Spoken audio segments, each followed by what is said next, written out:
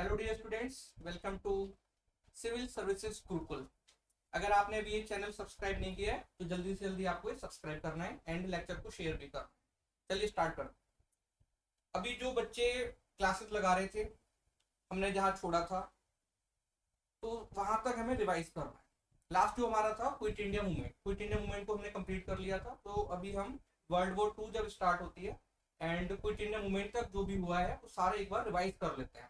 Then क्या होगा कि आपको सारा वो एक बार से जब रिवीजन होगा तो सारी चीजें क्लैरिटी के साथ सामने आ जाएगी। ओके स्टूडेंट्स, जो न्यू स्टूडेंट देख रहे हैं, जो सिविल्स की तैयारी कर रहे हैं, तो ये जो लेक्चर अभी होने वाला है 1939 से लेकर 47 तक, ये बहुत ज्यादा इंपॉर्टेंट है। यहाँ से आपको सीक्वेंस को लेकर क्वेश्चन पूछ सकते हैं, क्रिप्स मिशन से क्वेश्चन आ सकते हैं, ऑगस्ट ऑफर से क्वेश्चन आ सकते हैं। और जब आप ये लेक्चर देखेंगे तो क्लैरिटी आ जाएगी कि ऑगस्ट ऑफर, क्रिप्स मिशन क्या डिफरेंस था, कैबिनेट मिशन क्या था, उसमें क्या प्रोविजन है, वो सारी चीजें आपकी क्लियर हो जाएंगी। चलिए स्टार्ट करते हैं, ज्यादा टाइम नहीं लेंगे, स्टार्ट करते हैं। देन 1 सितंबर 1939 हिटलर पोलैंड पर अटैक करता है। पोलैंड पर अटैक क्यों होता है?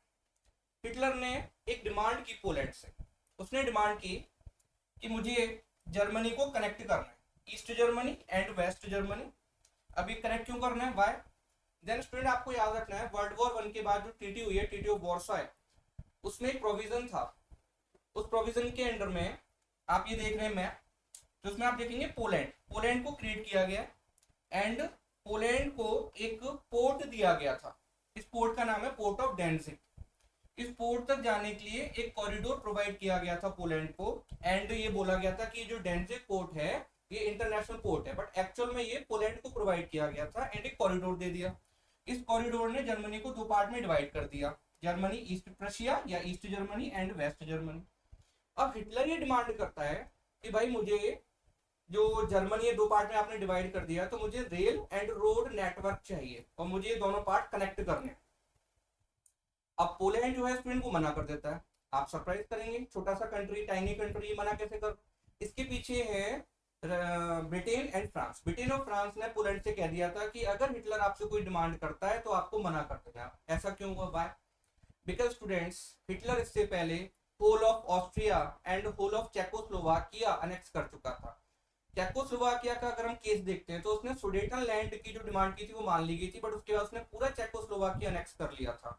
ब्रिटेन और फ्रांस को क्लियर हो गया था कि ये बंदा रुकने वाला नहीं है। अगर अभी इसकी ये वाली डिमांड मानी जाती है, कल को फिर कोई और डिमांड करेगा। देन उन्होंने पोलैंड को बैक कर दिया है। ब्रिटेन और फ्रांस ने बोला था कि आप अब इसकी कोई डिमांड नहीं मानेंगे। पोलैंड ने हिटलर की डिमांड रिजेक्ट कर दी। बट स्टूडेंट्स, जो हिस्टोरियंस हैं वो ये मानते हैं हिटलर की ये सबसे ज्यादा लेजिटिमेट डिमांड थी, इसको रिजेक्ट कर दिया गया। इसके बाद हिटलर जो है स्टूडेंट को अटैक करता है पोलैंड के ऊपर। हिटलर ने पहले ही यूएसएसआर के साथ एक ट्रीटी साइन कर ली है जिसमें उसने यूएसएसआर को प्रॉमिस किया है कि हम 10 साल तक लड़ाई नहीं करेंगे। तो यूएसएसआर एंड जर्मनी पहले ही ये पैक्ट साइन कर चुके हैं कि 10 ईयर तक हम कोई लड़ाई नहीं करेंगे। इसको कहते हैं 10 ईयर नॉन एग्रेशन पैक्ट। तो इसमें 10 साल तक कोई लड़ाई नहीं करेंगे। तो जब हिटलर ने अटैक किया पोलैंड के ऊपर, रशिया ने भी किया, यूएसएसआर ने भी अटैक कर दिया, पोलैंड को डिवाइड कर लिया गया और यहां से स्टार्ट होती है वर्ल्ड वॉर 2। अब स्टूडेंट, जब ये वर्ल्ड वॉर 2 स्टार्ट होती है तो इस टाइम पर इंडिया में जो हमारा वायस रॉय है, आप देख रहे हैं, तो ये वायस रॉय, इनका नाम है Lord Linlithgow. Lord Linlithgow India को डिक्लेयर करते हैं पार्टी टू वॉर। अब हमारा इसमें क्या इंटरेस्ट है भाई, आप हमें पार्टी क्यों डिक्लेयर कर रहे हैं? तो ये बहुत बड़ा क्वेश्चन था। कांग्रेस की मिनिस्ट्री जब ये भी बनी थी, फॉर्म हुई थी, 1935 का जो एक्ट बना है उसके अंडर में 1937 में इलेक्शंस हुए हैं, कांग्रेस की मिनिस्ट्रीज काम कर रही थी। तो मिनिस्ट्री से पूछा भी नहीं गया, महात्मा गांधी से भी नहीं पूछा, लॉर्ड लिनलिथगो ने एंड इंडिया को डिक्लेयर कर दिया party to war. That means Germany हमारे ऊपर बॉम्ब गिरा सकता है। भाई हमारा इंटरेस्ट नहीं है, आप हमें क्यों डिक्लेयर कर रहे हैं पार्टी टू वॉर? तो ये बहुत बड़ा इशू बन गया स्टूडेंट। अब इसके बाद हमारे जो कांग्रेस के लीडर्स हैं उन्होंने एक मीटिंग बुलाई। ये मीटिंग होती है वर्धा में, बाय वर्धा। ये आपको एक पॉइंट याद रखना है। जब सीडीएम स्टार्ट हुआ था तो महात्मा गांधी ने एक वाव लिया था, एक ओथ ली थी कि वो उस टाइम तक लौट कर नहीं आएंगे साबरमती आश्रम जब तक स्वराज नहीं मिल जाएगा। और दैट्स वाई सीडीएम के बाद महात्मा गांधी को जब जेल से रिलीज किया गया तो महात्मा गांधी वर्धा में जाकर बस गए थे। ओके, ये पॉइंट आपको याद रखना है। तो ये मीटिंग वर्धा में होती है। इस मीटिंग का नाम है स्टूडेंट्स, इसको कहते हैं CWC, meeting of Congress working committee.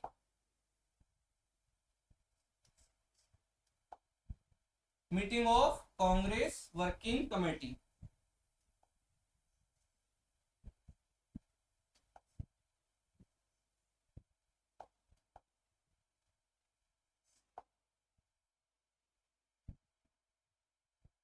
एक मिनट दीजिए। यस, तो यहाँ पर स्टूडेंट एक मीटिंग हो रही है और ये मीटिंग हो रही है CWC, कांग्रेस वर्किंग कमेटी। ये कमेटी कब बनी थी? तो ये भी हमने पहले डिस्कस किया हुआ है। ये कमेटी बनी थी नॉन कोऑपरेशन मूवमेंट के टाइम पर। इसके लिए सबसे पहले सजेशन दिया था बाल गंगाधर तिलक जी ने होम रूल मूवमेंट के टाइम पर, बट उस टाइम पर उस सजेशन को नहीं माना गया था। नॉन कोऑपरेशन मूवमेंट के टाइम पर महात्मा गांधी ने फिर से CWC के बारे में बोला था और उस टाइम पर CWC को बना दिया गया था। कांग्रेस वर्किंग कमेटी, इसमें कांग्रेस के इंपॉर्टेंट लीडर्स होते थे। अब स्टूडेंट ये मीटिंग होती है। इस मीटिंग में आपको जो हमारे लीडर्स हैं, इंपॉर्टेंट लीडर्स, उनका ओपिनियन समझना है। महात्मा गांधी कहते हैं इस मीटिंग में कि भाई हमें ना ब्रिटेन को, ब्रिटिशर्स को या एलाइड पावर्स को अनकंडीशनल सपोर्ट करना है। अनकंडीशनल मींस हमारी कोई कंडीशन नहीं है और हमें उनको सपोर्ट करना पड़ेगा। महात्मा गांधी ऐसे क्यों बोल रहे हैं? बिकॉज महात्मा गांधी को लगता है कि अगर हम दोनों जो ग्रुप्स हैं वॉर के, दोनों जो साइड्स हैं वॉर की, उनको देखें, एक तरफ है जर्मनी, उसके साथ है अभी तो जापान की एंट्री होगी, जर्मनी है, उसके साथ कुछ और कंट्रीज हैं, दूसरी तरफ है एलाइड पावर्स। तो वो कह रहे हैं कि भाई दोनों ग्रुप्स को अगर आप देखेंगे तो ब्रिटेन की जो साइड है वो जस्ट है, वो ठीक है, तो हमें ब्रिटेन को सपोर्ट करना चाहिए। बट यहाँ पर आप देखेंगे, अब आते हैं सुभाष चंद्र बोस, वो कहते हैं नो सपोर्ट। वो कह रहे हैं किसी भी ग्रुप को सपोर्ट नहीं करना है, हमें केवल इंडिया के बारे में सोचना है। बिकॉज जो बोथ पार्टीज हैं ये इंपीरियलिस्टिक पावर्स है, तो हम दोनों को सपोर्ट नहीं कर सकते। जवाहरलाल नेहरू का जो व्यू था वो मॉडरेट था। जवाहरलाल नेहरू कहते हैं कि भाई हम सपोर्ट करेंगे बट कंडीशनल सपोर्ट होगा। ओके, तो आपको याद रखना है 1 सितंबर 1939 वॉर स्टार्ट होती है, पोलैंड पर अटैक होता है। और ये जो मीटिंग हुई है CWC की, ये हुई थी 10 से लेकर 14 सितंबर 1939। और इस मीटिंग में जो व्यूज हैं वो अलग अलग हैं, ओपिनियन अलग अलग हैं लीडर्स के। जवाहरलाल नेहरू का जो ओपिनियन है वो अच्छा था, वो मॉडरेट था। उन्होंने बोला था कि अगर हमें सपोर्ट करना है तो वो कंडीशनल होगा। जब ये मीटिंग खत्म होती है तो एक रेजोल्यूशन पास किया गया और उस रेजोल्यूशन में ब्रिटेन से पूछा गया कि आप हमें कैसे ट्रीट करेंगे, क्या आप हमें आजादी देंगे? आजादी की डिमांड आती है कि हमें आजाद कर दीजिए, हम आपको सपोर्ट करते हैं। ब्रिटेन जो रेजोल्यूशन उसके पास भेजा गया है, ब्रिटिश गवर्नमेंट जो है अभी उसको डिनाई करती है। ब्रिटिश गवर्नमेंट कहती है कि अभी तो हम अपने एग्जिस्टेंस के लिए लड़ रहे हैं, हम आपको कोई भी प्रॉमिस नहीं कर सकते। जब उन्होंने बोला कि हम आपको प्रॉमिस नहीं कर सकते, देन हमारी जो कांग्रेस की मिनिस्ट्रीज हैं स्टूडेंट्स, उन्होंने रिजाइन कर दिया। ओके, सबसे ज्यादा हैप्पी कौन होता है? सोचिए आप, सबसे ज्यादा हैप्पी होती है मुस्लिम लीग।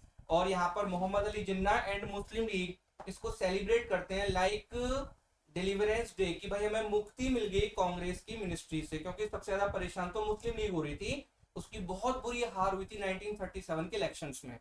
ओके स्टूडेंट्स, तो यहाँ पर आप देखेंगे इस टाइप से कांग्रेस की मिनिस्ट्री ने रिजाइन कर दिया। ओके, अब आगे क्या होने वाला है ये समझना है। तो वॉर में जो होगा उसका इंपैक्ट इंडिया पर पड़ने वाला है, ये हमने क्लास में भी डिस्कस किया था। चलिए आगे बढ़ते हैं।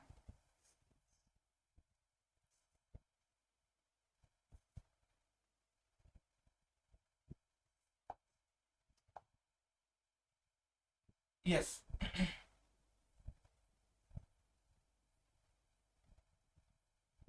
यस, अब देखिए स्टूडेंट्स क्या होता है। जर्मनी की जो आर्मी है ना, यहाँ पर भी वॉर डॉक्ट्राइन यूज करती है। इसका नाम था ब्लिट्सक्रीग। ब्लिट्सक्रीग, ब्लिट्सक्रीग का मतलब है लाइटनिंग स्पीड से आगे बढ़ना। तो जर्मन्स क्या कर रहे थे, उनकी जो आर्मी है एंड जो एयरफोर्स है उसमें बहुत ज्यादा कोऑर्डिनेशन था, कोऑर्डिनेटेड अटैक्स होते थे और बहुत तेजी से आगे बढ़ते जा रहे थे। सेकंड, जर्मन्स क्या कर रहे थे, अपनी आर्मी को, अपनी नेवी, अपनी एयरफोर्स के जो लोग थे उनको एक मेडिसिन दे रहे थे, इसका नाम था परविटिन। परविटिन को खाने के बाद अलग ही एनर्जी आ जाती थी। ओके स्टूडेंट, होता है ना, एक अलग ही दुनिया में पहुंच गए, साथ में नींद कम आती थी। तो जर्मन जो सोल्जर्स है बहुत तेजी से आगे बढ़ते जा रहे थे। एंड ब्लिट्सक्रीग के अंडर में जर्मनी ने बहुत तेजी के साथ, अब देखेंगे, पोलैंड को जीत लिया था स्टूडेंट। उसके बाद उन्होंने नॉर्वे, डेनमार्क, इनको जीत लिया, नेदरलैंड को जीत लिया। ये छोटे छोटे कंट्रीज को क्यों जीत रहे हैं? वाई? दो चीजें थी। फर्स्ट, रिसोर्सेज, आयरन ओर चाहिए जर्मनी को। सेकंड स्टूडेंट, जो यूरोप में इंपॉर्टेंट पोर्ट्स हैं उनको कंट्रोल करना था। तो जर्मनी ने बहुत तेजी से ये एरिया जीत लिए और उसके बाद नंबर आता है फ्रांस का। फ्रांस पर अटैक्स होते हैं। अब स्टूडेंट फ्रांस जो है उसको लग रहा है कि भाई हम इनको रोक सकते हैं। फ्रांस के पास भी उतने ही टैंक्स थे जितने जर्मनी के पास थे, बट जर्मन आर्मी जिस तेजी से आगे बढ़ रही थी एंड कोऑर्डिनेटेड अटैक्स हो रहे थे, फ्रांस की आर्मी उनको नहीं रोक पा रही थी। दूसरा ब्लंडर जो होता है स्टूडेंट फ्रांस से वो ये था कि जर्मनी ने दो तरफ से अटैक किया था, साउथ से भी अटैक किया था, जो वर्ल्ड वॉर 1 में पॉसिबल नहीं हो पाया था। तो जर्मनी ने इस टाइम पर दो टाइप से अटैक किया, दो तरीके से अटैक किया, नॉर्थ से एंड साउथ से। फ्रांस जो है वो गिर गया था। फ्रांस को सपोर्ट करने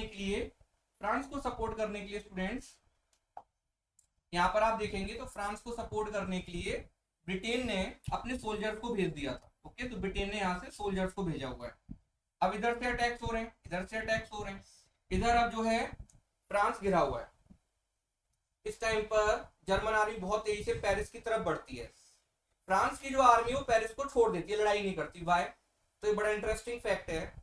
आर्मी को लगता है, फ्रांस की जो गवर्नमेंट है उसको लगता है कि अगर पेरिस में लड़ाई होगी तो पेरिस पूरा बर्बाद हो जाएगा, तो उन्होंने पेरिस को खाली कर दिया। जर्मनी पेरिस पहुंच चुका है। उसके बाद कुछ फ्रेंच सोल्जर्स एंड ब्रिटेन के सोल्जर्स, आप स्टूडेंट ये प्लेस देखें, डंकिर्क, इसको कहते हैं डंकिर्क, यहाँ पर ये फंस जाते हैं।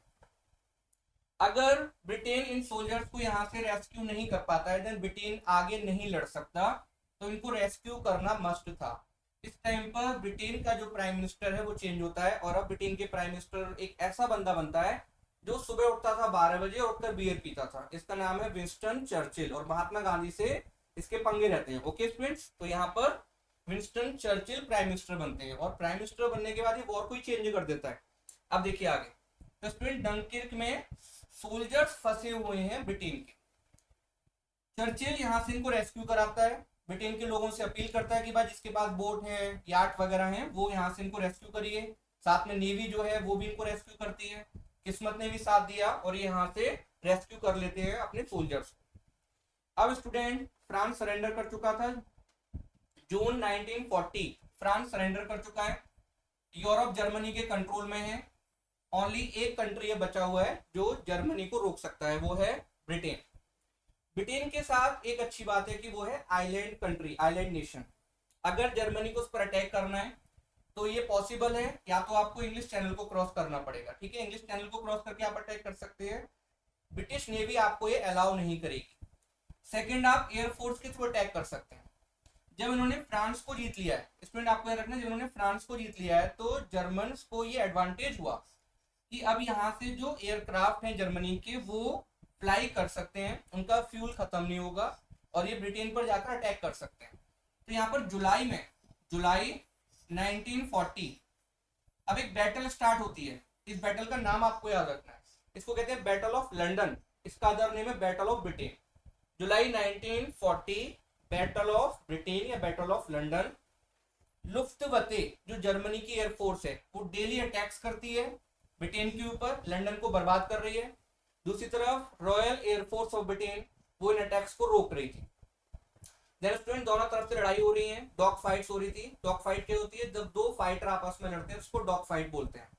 तो ब्रिटेन की जो रॉयल एयरफोर्स है उसने डिसाइड किया हुआ था कि उसका जो फॉरमोस्ट टास्क होगा वो है डिफेंसिव पर्पस, कि जो फाइटर्स आएंगे उनको रोका जाएगा, काउंटर अटैक्स कम होंगे, पहले ब्रिटेन को सेव किया जाएगा। स्टूडेंट रॉयल एयरफोर्स ब्रिटेन को बचा रही है, लड़ाई चल रही थी। अब आप देखिए जुलाई 1940 ये लड़ाई स्टार्ट हुई, इसका नाम है बैटल ऑफ लंदन। देन अब इंडिया की याद आती है, और इंडिया को क्या दिया गया? अगस्त ऑफर। ओके स्टूडेंट, तो जुलाई के बाद नेक्स्ट मंथ आपको एक ऑफर दिया गया। इससे पहले भी हमने पूछा था कि भाई आप हमें कुछ देंगे, जब वॉर स्टार्ट हुई थी तो उन्होंने बोला था कि नहीं जी, हम तो अपने एग्जिस्टेंस की लड़ाई कर रहे हैं। अभी हम आपको अगस्त ऑफर दे रहे हैं। बाय, क्योंकि अब आप अकेले बचे हैं ब्रिटेन में। इंडिया में अगर स्ट्राइक हो गई, रेलवे में हड़ताल हो गई, इंडियन सोल्जर्स ने लड़ने से मना कर दिया, तो बहुत सारी दिक्कत होने वाली है। दैट्स वाई इंडियंस को एक ऑफर दिया गया, और इस ऑफर का नाम है अगस्त ऑफर। ओके स्टूडेंट, ये ऑफर कौन देता है? तो आपको याद रखना है, ये ऑफर देते हैं लॉर्ड लिनलिथगो। ये ऑफर क्या था अब इसको समझते हैं। ओके स्टूडेंट्स, ऑफर को देख समझना होगा।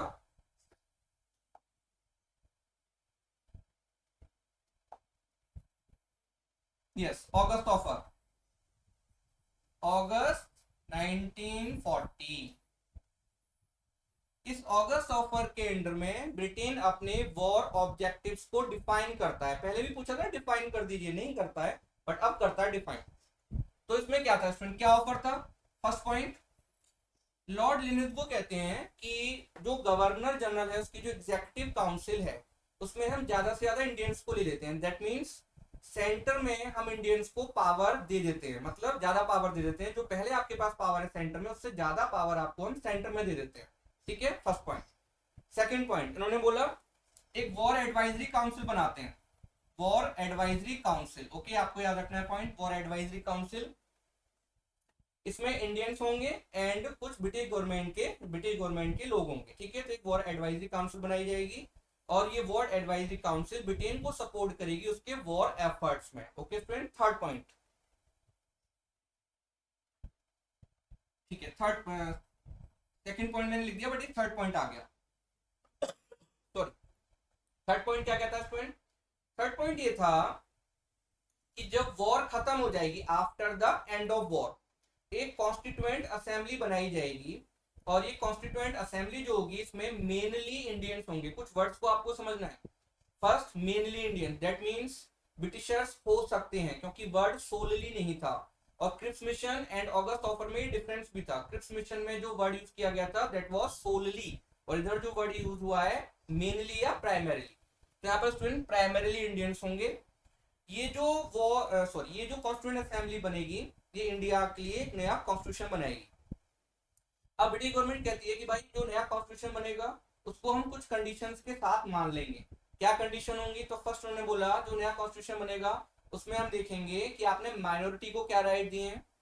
सेकंड, हम ये देखेंगे कि जो प्रिंसली स्टेट है उनके साथ जो ट्रीटी साइन हुई है उसके लिए क्या प्रोविजन है। थर्ड, हम डिफेंस को देखेंगे और उसके बाद ऑल इंडिया सर्विसेज को देखेंगे। तो ये 4 पॉइंट को देखते हुए, 4 चीजों को देखते हुए जो नया कॉन्स्टिट्यूशन है हम उसको मान लेंगे। ओके स्टूडेंट, बनाएगा कौन? मेनली इंडियंस, बट ये कब होगा? After the war. और आगे ये कहते हैं जब तक ये नहीं होता आप हमें सपोर्ट करिए।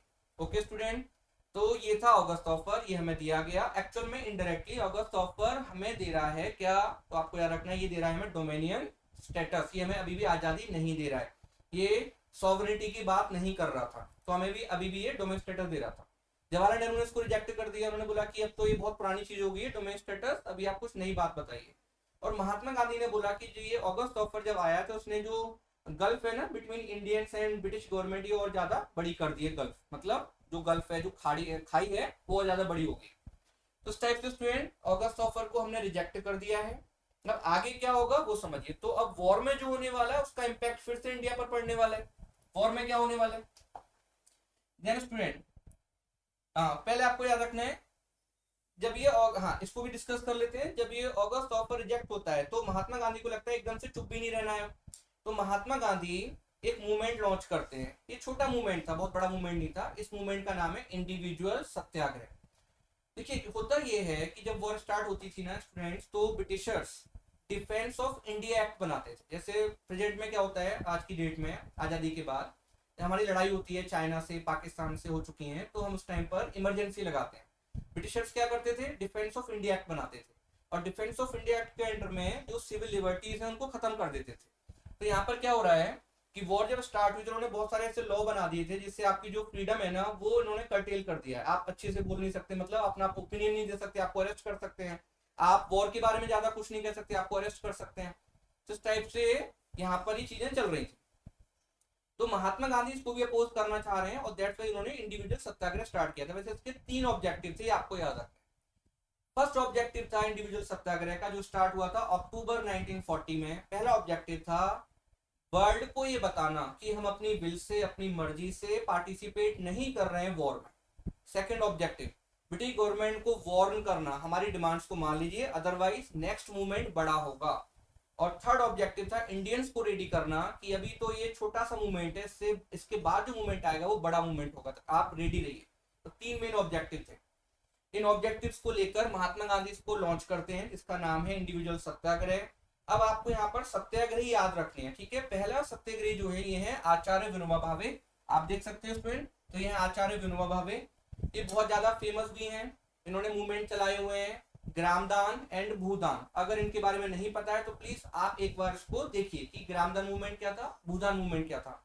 बिकॉज जब आप तैयारी कर रहे हैं ना यूपीएससी की और कोई ऐसा वर्ड आ गया, कोई ऐसी लाइन आ गई जो आपको नहीं पता है, तो प्लीज इसको सर्च करिए। ये तैयारी का तरीका होता है। और बिकॉज ये ग्रामदान भूदान मूवमेंट बहुत ज्यादा इंपॉर्टेंट है, तो उनके बारे में पढ़िए। ओके, अदरवाइज नहीं पढ़ सकते तो सर मैसेज लिख देना कि सर आप बता दीजिए, तो उसके ऊपर मैं लेक्चर बना दूंगा। ओके, चलिए आगे बढ़ते हैं।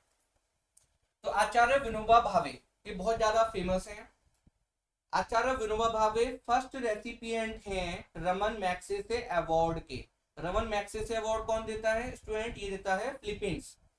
हमारे केजरीवाल जी, रविश कुमार जो एंकर रहे हैं एनडीटीवी के एंकर थे पहले, उन सबको ये अवार्ड मिल चुका है। तो यहाँ पर आचार्य विनोबा भावे फर्स्ट रेसिपिएंट थे रमन मैग्सेसे अवार्ड के, और इसको बोलते हैं एशिया का नोबेल प्राइज। ओके, तो आचार्य विनोबा भावे पहले सत्याग्रही थे। इन्होंने एंटी वॉर स्पीच दी और उसके बाद इनको दिल्ली जाना था, इसलिए इस मूवमेंट का जो अदर नेम है वो है दिल्ली चलो मूवमेंट। जब इन्होंने एंटी वॉर स्पीच दी तो इनको अरेस्ट कर लिया गया। सेकंड सत्याग्रही थे जवाहरलाल नेहरू। ये क्वेश्चन यूपीएससी ने पूछा हुआ है। ओके स्टूडेंट, तो सेकंड जो सत्याग्रही वो है जवाहरलाल नेहरू, और थर्ड जो सत्याग्रही ये है ब्रह्मदत्त। तो इस सीक्वेंस याद रखना है। फर्स्ट आचार्य विनोबा भावे, सेकंड जवाहरलाल नेहरू, थर्ड ब्रह्मदत्त। ब्रह्मदत्त महात्मा गांधी के एक आप कह सकते हैं डिसाइपल है ब्रह्मदत्त। तो तीन मेन बंदे थे जिनको सत्याग्रही बनाया गया था। अबाउट 25,000 लोगों ने इसमें पार्टिसिपेट किया था। इस मूवमेंट का अदर नेम क्या है? दिल्ली चलो मूवमेंट। छोटा सा मूवमेंट था। इसके बाद आगे क्या होता है ये समझना होगा स्टूडेंट्स। अब यहां पर वॉर में दो चीजें होती हैं। जापान वॉर में एंट्री करता है। जापान ने वॉर में एंट्री करी एंड उसने यूएसए पर अटैक कर दिया। स्टूडेंट ये अटैक कब होता है? ये होता है 7 दिसंबर 1941। ये अटैक होता है यूएसए के navy base Pearl Harbor. Pearl Harbor पर अटैक होता है। इसके ऊपर मूवी बनी हुई है, आप इसको देख सकते हैं मूवी। स्टूडेंट ये अटैक क्यों होता है ये समझना होगा। जब वॉर स्टार्ट हुई है तो उस टाइम पर, वॉर से पहले ही आप देखेंगे तो यूएसए को एक डर था। यूएसए के प्रेसिडेंट कौन है? रूजवेल्ट। उनको एक डर था कि जापान वियतनाम के ऊपर अटैक कर सकता है। वियतनाम इस टाइम पर किसकी कॉलोनी है? French colony. और उनका जो डर था सही था, बिकॉज जापान ने वियतनाम पर अटैक किया और वियतनाम को अपने कंट्रोल में कर लिया। वियतनामीज बड़े हैप्पी हुए, कह रहे यार हमारा एशियन ब्रदर आ गया हमें बचाने के लिए। बट ये एशियन ब्रदर उस टाइम पर बड़ा खतरनाक था। जापानीज जो थे स्टूडेंट जिस एरिया पर अटैक करते थे उसको पूरा बर्बाद कर देते थे, लोगों को बहुत ज्यादा इंफीरियर मानते थे। देन स्टूडेंट इन्होंने वियतनामीज को इस टाइप से ट्रीट किया जैसा तो जो है फ्रांस के लोग भी नहीं कर रहे थे। तो उनको लगा कि यार ये एशियन ब्रदर तो और ज्यादा बेकार है। तो इस टाइप से आप देखेंगे जब ये अटैक हुआ वियतनाम पर तो यूएसए को लग रहा है कि यार ये जापान रुकने वाला नहीं है। सेकंड, जापान अपनी नेवी पर बहुत ज्यादा इन्वेस्टमेंट कर रहा था, नेवी स्ट्रांग होती जा रही थी, यूएसए को उसको रोकना था। तो यूएसए ने क्या किया? ऑयल एम्बार्गो लगा दिया। जापान का जो ऑयल आ रहा था क्रूड ऑयल वो यूएसए से आ रहा था, तो यूएसए ने वो रोक दिया, बोले आपको जो है ऑयल ही मिलेगा। थर्ड पॉइंट क्या था स्टूडेंट? जापान जो है वो पैसिफिक में अपनी पावर को बढ़ाना चाहता था। तो दैट्स वाई इन सारे कॉजेस को देखते हुए जापान ने अटैक करा Pearl Harbor. Bye Pearl Harbor because student यहाँ पर जो पर्ल हार्बर है ना, यहाँ पर यूएसए के एयरक्राफ्ट कैरियर्स थे। जापान को पता है कि अगर एक बार एयरक्राफ्ट कैरियर्स को डिस्ट्रॉय कर दिया यूएसए के, देन यूएसए नहीं लड़ सकता, ओपन सी में नहीं आ सकता। तो उनके पास एक गोल्डन चांस था और दैट्स वाई उन्होंने अटैक किया। मॉर्निंग में संडे पर अटैक होता है, संडे का टाइम था, संडे का दिन था, ये अटैक होता है मॉर्निंग में। अबाउट 350 एयरक्राफ्ट यूएसए के ऊपर अटैक करते हैं। यूएसए के जो सोल्जर्स हैं वो सो रहे थे आराम से, उनका संडे था ना तो वो बिजी थे। इनका कमांडर सो रहा था। कमांडर को फोन गया कि सर एयरक्राफ्ट आ रहे हैं। वो कहता है हमारी ट्रेनिंग चल रही होगी, सो गया। उसके बाद उसको थोड़े टाइम के बाद फिर से फोन गया, सर अटैक हो गया है। अब वो कुछ नहीं कर सकता था। स्टूडेंट ये लोग इतने जो है लापरवाह कैसे हो सकते हैं कि वॉर के टाइम पर आप आराम से बिजी थे, सो रहे थे, कुछ लोग अपना जो है एंटरटेनमेंट में लगे हुए थे। वाई? बिकॉज इनको ये पता था यूएसए की नेवी को, जापान के पास ऐसा कोई वेपन नहीं है जो पर्ल हार्बर पर अटैक कर सकता है। वाई? ये जो पर्ल हार्बर का नेवी बेस था, यहाँ पर आप देखेंगे तो जो वाटर है वो शैलो वाटर था। स्टूडेंट इनको ये पता था कि जापान के पास ऐसी कोई टॉर्पीडो नहीं है। टॉर्पीडो पता है ना आपको, जो वाटर में चलती है मिसाइल। ऐसी कोई टॉर्पीडो नहीं है जो अटैक कर सकते पर्ल हार्बर पर। आप कहेंगे सर ये तो वाटर में चलती है, अटैक तो एयरक्राफ्ट से हुआ था। एक्चुअल में क्या होता है, एयरक्राफ्ट से आप रिलीज करते हैं टॉर्पीडो को, देन वो अटैक करती है। देन स्टूडेंट, जापानीज ने ये सरप्राइज दिया था अमेरिकन को, उन्होंने वो वेपन पहले ही बना लिया था। ओके, अब ये अटैक होता है स्टूडेंट, बहुत ज्यादा नुकसान हुआ अमेरिका का, अमेरिका वॉर में आ गया और उसने जो है स्टूडेंट वॉर डिक्लेयर कर दी अगेंस्ट जापान। और सेम टाइम पर जर्मनी ने वॉर डिक्लेयर कर दी अगेंस्ट अमेरिका। तो यहाँ से जापान वॉर में आ चुका है, अमेरिका वॉर में आ चुका है, बट अमेरिका को भी टाइम लगना था अपने ट्रूप्स को मोबिलाइज करने में। इन बिटवीन जापान क्या करने वाला है, तो जापान स्टूडेंट अब आप देखेंगे क्या करने वाला है, तो उसने सिंगापुर, मलेशिया, म्यांमार, ये सारे एरिया जीत लिए। आप देखिए 7 दिसंबर 1941 अटैक हुआ, मार्च तक Japan, Singapore, Malaysia, Myanmar, even Andaman Nicobar जीत चुका था। तो नेक्स्ट टारगेट अब इंडिया है। ओके स्टूडेंट, तो नेक्स्ट टारगेट इंडिया था और क्लियर था कि इंडिया पर अटैक हो सकता है इस टाइम पर। अब स्टूडेंट जब इंडिया पर अटैक लग रहा था, इमिनेंट है और जापान कर सकता है, तो यहाँ पर महात्मा गांधी अब चेंज होते हैं और ब्रिटिश गवर्नमेंट को भी लगता है कि इंडियंस का सपोर्ट मस्ट है। इसलिए यहाँ पर अब पहली बार स्टूडेंट आप देखेंगे फिर से हमें एक ऑफर दिया गया, क्योंकि अगस्त ऑफर के बाद चुपचाप बैठे हुए थे, तो अब इन्होंने फिर से हमें एक ऑफर दिया इतने इतने टाइम के बाद।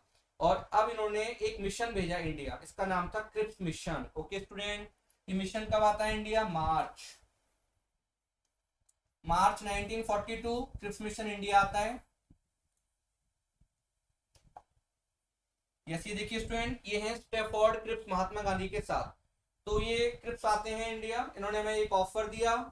अब इन्होंने बोला कि भाई ये हमारे मेरा ऑफर है, इसको मान लीजिए पॉइंट्स को। अब ये ऑफर क्या था ये आपको समझना है। तो फर्स्ट पॉइंट, इन्होंने बोला कि आफ्टर द वॉर एक कॉन्स्टिट्यूएंट असेंबली बनाई जाएगी। अगस्त ऑफर में भी प्रोविजन था, इसमें भी है, आप याद रखना, क्वेश्चन आ सकता है इस टाइप से।